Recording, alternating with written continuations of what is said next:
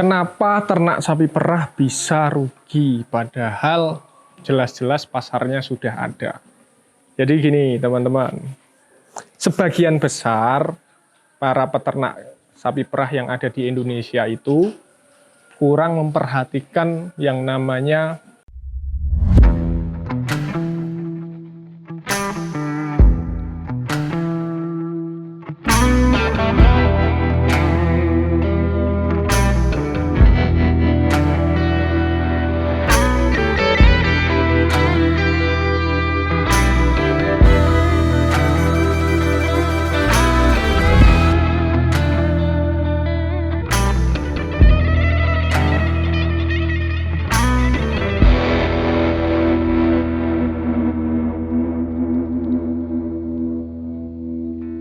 Assalamualaikum warahmatullahi wabarakatuh, teman-teman sapi perah farm dimanapun teman-teman berada.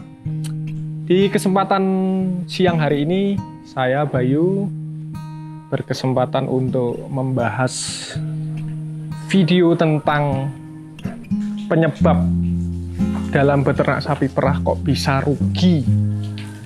Faktornya apa saja? Jadi di video ini nanti akan saya bahas beberapa faktor utama tentunya yang menyebabkan kita dalam beternak sapi perah ini tidak untung. Jadi teman-teman jangan di skip dulu video ini, tonton terus konten dari Sapi Perah Farm. Jangan lupa klik tombol subscribe dan follow akun Instagram kami @sapiperahfarm.id.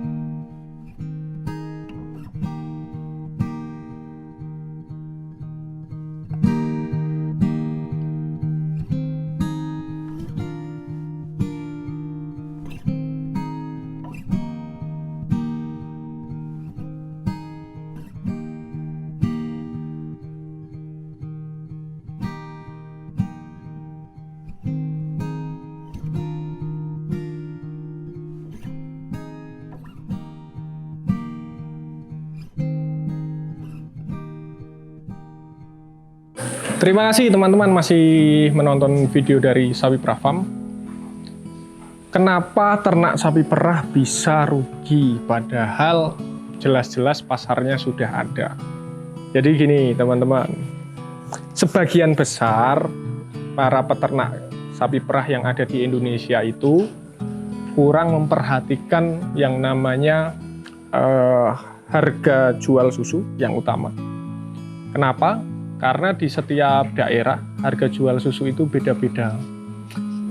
Kadang-kadang kesalahan yang dibuat oleh para peternak sapi perah itu tidak menghitung biaya operasional secara rinci. Jadi pakan per ekor sapi perah ini habisnya berapa, tidak dihitung. Nah, dari faktor itu saja kita bisa mengalami kerugian.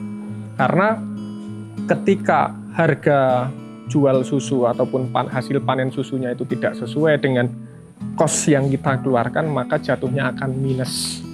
Makanya kunci utama dari bisnis sapi perah adalah harga jual susunya dulu. Harga jual susunya berapa nih? Misalnya, oke, kita harga jual susu taruhlah di angka 7.500. Berarti dalam satu hari misalnya sapi ini mampu menghasilkan produksi susu sebanyak rata-rata di Indonesia saja, nggak usah muluk-muluk, kita bicara 12 liter. Maka per hari kita akan mendapatkan uang Rp90.000. Nah, kalau kita ingin untung, ya jelas yang pertama harus kita lakukan adalah menekan operasional pakannya dulu, atau operasional kebutuhan kandang dari per ekor sapi perah. Jadi per ekor ini kita punya modal 90.000 per hari katakan. Nah, artinya kita tidak boleh mengeluarkan ataupun mengeluarkan biaya operasional dari satu ekor sapi perah itu melebihi Rp90.000 per hari. Caranya bagaimana? Ya jangan semuanya beli. Contoh yang tidak ataupun yang bisa kita tekan dari pengeluaran tersebut adalah pengeluaran hijauan misalnya. hijauan kita bisa, satu opsinya adalah mungkin kita kalau di daerah kami, di daerah sini bisa namanya itu menyewa lahan produktif dari perhutani biasanya, lalu kita tanam rumput sendiri. Itu sudah sangat membantu.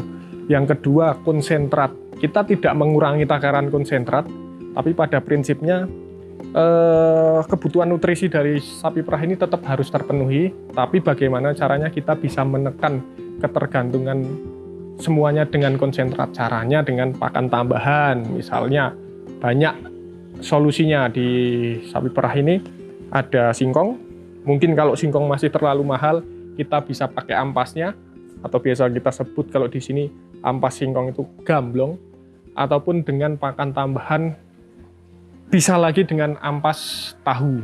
Jadi banyak opsi sebetulnya untuk menekan biaya operasional per ekor sapi perah agar kita untung.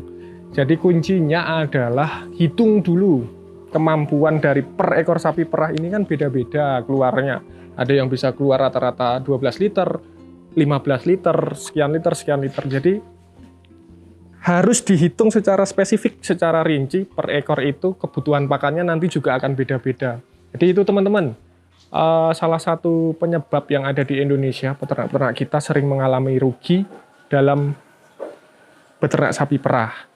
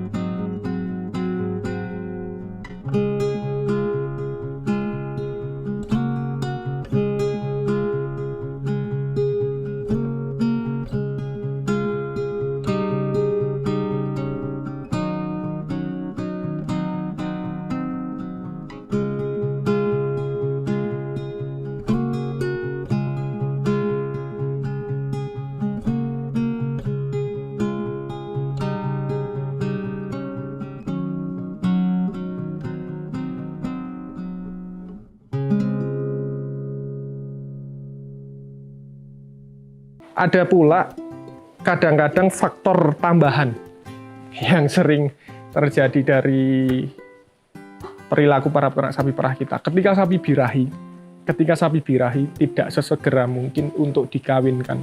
Karena alasannya begini, para peternak kita yang ada di Indonesia masih meyakini bahwa memang faktanya seperti itu, bahwa memang sapi perah itu ketika habis dikawin, suntik, ataupun kawin apapun, pasti produksi susunya akan turun.